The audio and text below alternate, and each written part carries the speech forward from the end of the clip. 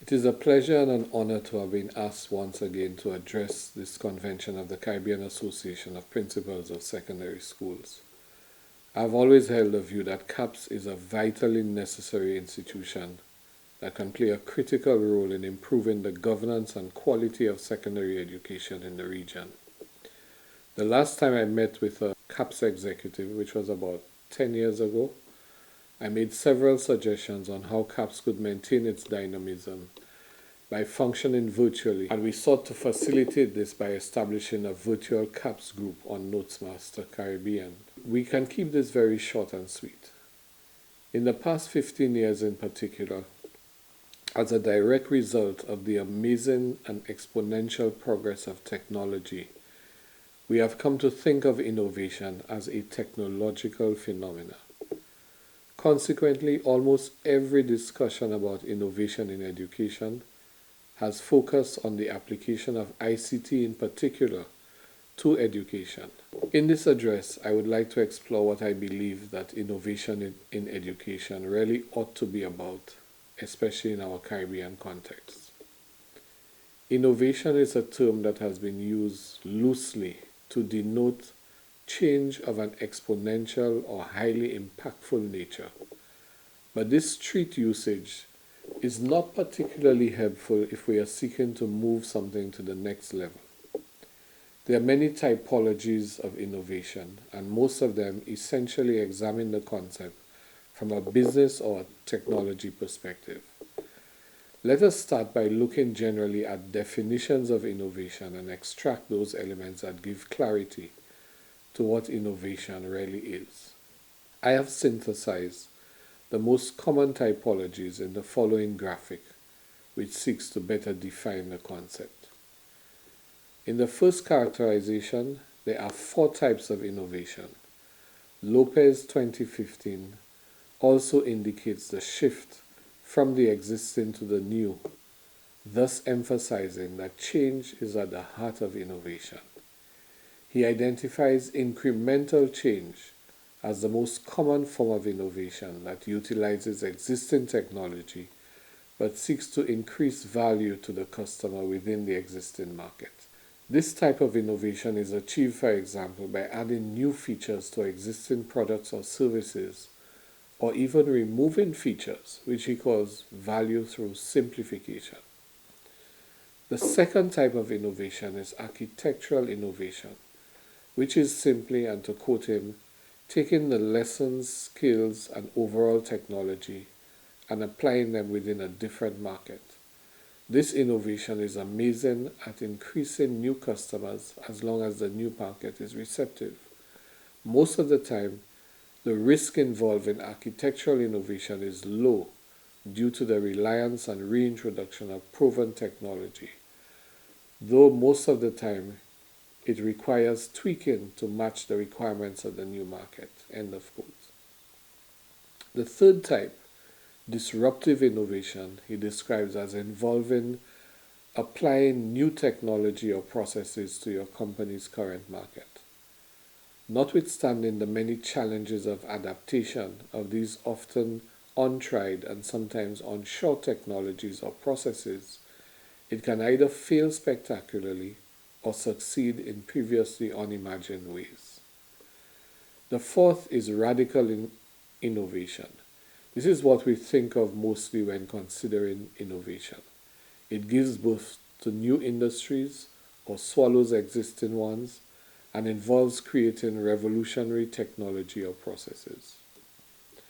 Another different conceptualization, Zaidi 2018, defines innovation not as much by its character as by its domain, and very simply as 3 things. Product innovation. Invariably, when people talk innovation, they are thinking product, largely because of the tremendous advances in technology. Or process innovation, which he identifies as how a product or service is produced or delivered to the client. It can be a combination of methods, capabilities, and technologies to produce, market, deliver, and support a product or provide a service. And lastly, business model innovation. Business model innovation is not usually about incremental change, but more holistic and organization-wide transformation. Business model innovation can impact everything from product to marketing channels to pricing. The third paradigm that I considered would add some contextual texture to our discussion is the three levels of innovation. The lowest level is incremental innovation, step-by-step innovation. The second is breakthrough innovation. And the third and most expansive and deep-rooted is transformational innovation. In considering its role in business, science, and technology, innovation is a distinct pathway propelling change. And because technology has been so prominent on the change landscape, popular perception has come to think of innovation as exclusively a technology thing.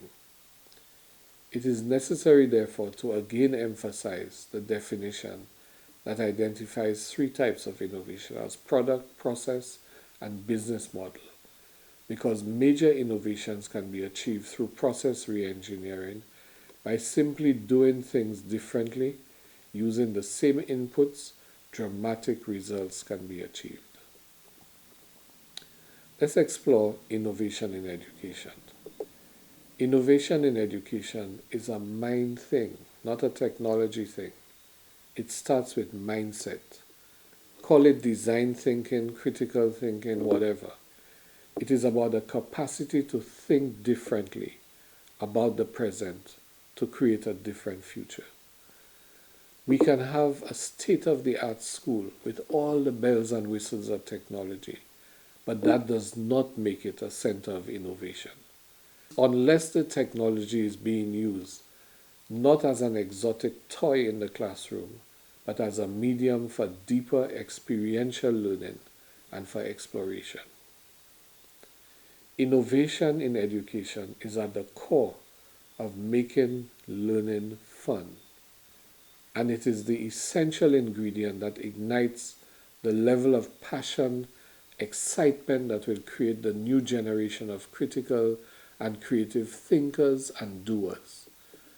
Quintessentially, it is about reinventing the school. In another life as Permanent Secretary for Education in St. Lucia, I assumed that position on the same day as my minister, Mario Michel, and we spent the first half day crafting a basic policy statement that was to guide our tenure at the ministry. There were two simple core principles that constituted the foundation of the work that was done in the succeeding 10-year term. One, make the school the center of focus of the education system. And two, transform the ministry from a command center to a service center. The school and its classrooms must be the true center of gravity of the education system. In examining the generic definitions of innovation earlier, we noted that one of the constructs identified product and process as two of three types.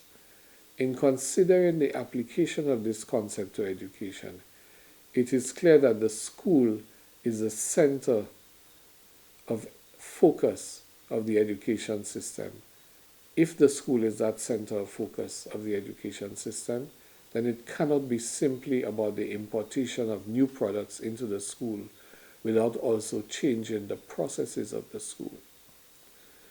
To answer the question, how do we make innovation happen in our schools? We should first ask whether the current state of our schools is conducive to innovation. From the regional perspective, there is no uniform answer to this question. It is for you, as professional educators, to reflect on your own national context and on your own school environment to see whether there is an innovation mindset at work in those spaces. Are our ministries of education demonstrating the mindset of innovation? The first order of business in that direction is to move completely away from the control and command and control mentality to a posture of listening to the concerns, recommendations, and aspirations of students, teachers, parents. Let us be clear. The adoption of this posture does not mean a weakening of the system, but in fact represents a strengthening of the system through engagement of essential stakeholders, through crowdsourcing solutions, through sharing responsibility, and making accountability a two-way street. Are our schools demonstrating the innovation mindset? I wish to propose 3 arenas of intervention in which innovation must wash away fossilized thinking. We need innovation of purpose, innovation of policy, and innovation of pedagogy. The systematic, thoughtful, and integrated effort across these 3 domains will yield the business model in innovation or the transformation of the culture of the school that has thus far eluded us. Innovation of purpose is about deep reflection on what the school is supposed to do, what it is supposed to mean, what is it supposed to achieve in the context of the education system and in the context of the community in which it is located. Context is everything, and this is what will ground the school in its community. The school cannot be divorced from the realities of the community in which it is situated, and it has a sacred responsibility to that community. Is it an urban or a rural community? What are its needs?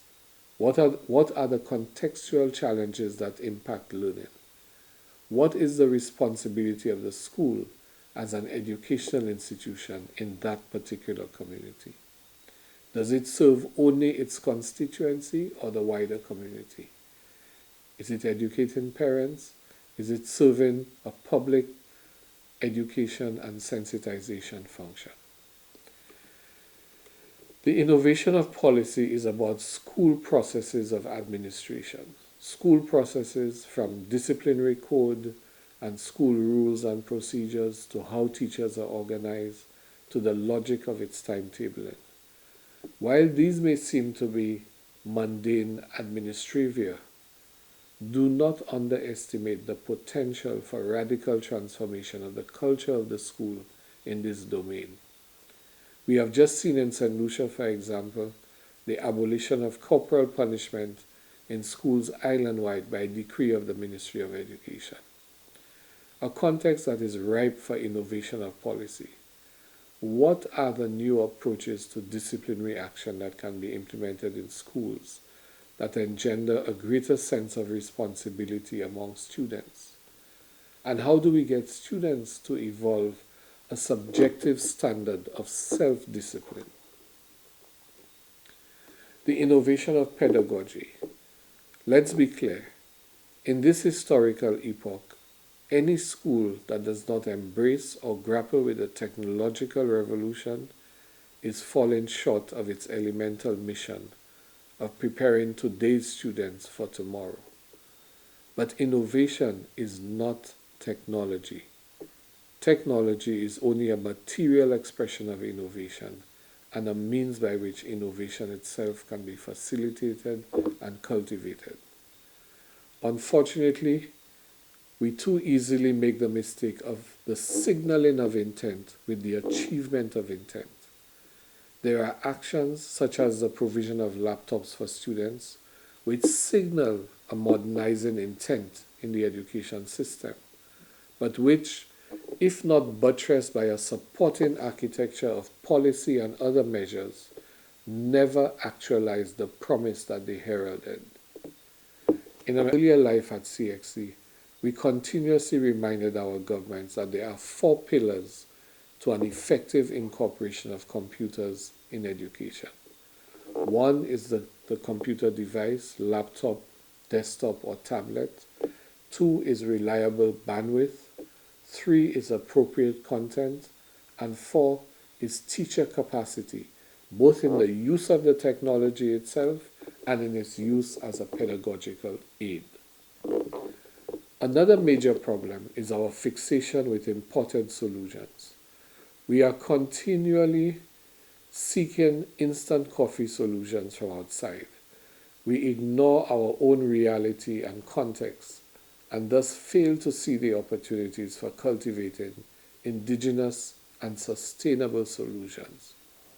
We spend millions of US dollars purchasing IT solutions that can easily be created by Caribbean experts. We commit to millions more in recurrent and never-ending subscriptions to solutions that can be developed and owned right within our education systems. Let me take you on a quick exploratory journey of product, process, and business model innovations in education that have been developed in the Caribbean by Caribbean people and which in many cases have the potential to be world-class education innovations. In the technological realm, the major current innovations with wide and deep implications for education include online learning platforms and cloud-based technology, digital textbooks, mobile learning with increasing convergence of the online platform and cloud-based technology with digital textbooks. There's massive open online courses and virtual reality. In all of these areas, there are Caribbean-grown world-class innovations that are available right now for incorporation in our schools and even capable of making their international mark. They include the following: a learning ecosystem being developed by CXC, at the core of which is NotesMaster, an interactive, collaborative learning platform that is now being used in over 25 countries worldwide and was the winner in 2015 in Dubai of the WSA Award for Innovation. NotesMaster helped maintain instruction for the students of the BVI with record CXC performance after their schools were devastated by Hurricane Irma. The other is the adaptation of social media as an integrated suite, Facebook, Twitter, etc., by CXC to reach the student demographic and drive registration in instructional webinars and teacher orientation. E-books, bundled with free content in collaboration with traditional publishers. The potential exists again on NotesMaster to identify teacher authors whose study notes have gained the most traction so that they go beyond ebooks to online interaction and constantly changing content, interactive content. Just a month ago, a virtual reality startup from St. Lucia, Joy Innovative Learning Solutions, was the winner of the OECS 2019 TICA Caribbean Entrepreneurship Challenge. Besides working with Joy as an OECS startup business, the OECS Commission will be contracting these young entrepreneurs to develop virtual reality content for traditional subjects as well as for regional integration, tourism, and other promotions. In the non-technological realm, remember it is not just a technology thing, there are other innovations with far-reaching implications emerging in the more creative education systems. They include abolition of ranking of students. Why? Because learning is not a competition. And whether you come first, second, or last, the important thing is whether you are learning and what is the actual grade that you receive. Secondly, increasing use of project-based learning, with the most radical expression being in places like Finland with the abolition of subjects as compartmentalized learning. The move to project-based learning is identical to the use of the dreaded three-letter word in CXC, SBAs, the use of the application of knowledge in the subject domain in a project designed to show mastery of the content. Forest kindergartens in Denmark, and you won't believe what this is. Simply providing kindergarten kids with regular play, observation, and exploration all-weather opportunities in forests to deepen their connection with and their scientific understanding of nature. We have forests all over the Caribbean.